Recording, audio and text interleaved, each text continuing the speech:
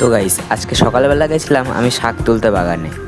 শাক তো আমি তুলতে পারি না, তবুও চেষ্টা করলাম, কারণ মা শাক তুলে এনেছিল, কিছুটা কম পড়েছে বলে আমি তুলে এনে দিলাম। ভেবেছিলাম আজকে সারাদিন মাকে সাহায্য করব, তাই আমিও শাক বাছতে বসে গেছিলাম।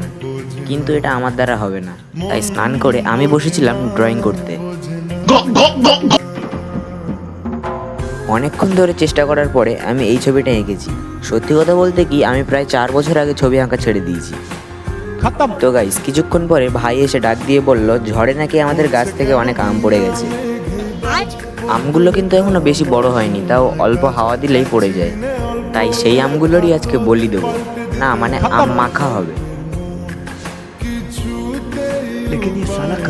তো প্রথমে আমিই বসেছিলাম আম কাটতে, কিন্তু অভ্যাস নেই তো, তাই একটা বোনের কাছ থেকে কেটে নিয়েছি।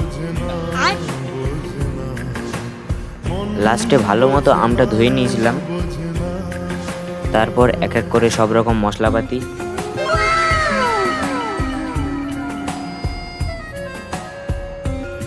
লাস্টে ভালো করে কাঁচা আমটা মাখিয়ে নিয়েছি। তো গাইস, আজকের জন্য এটুকু। ভিডিওটা ভালো লেগে থাকলে একটা লাইক করে দিও।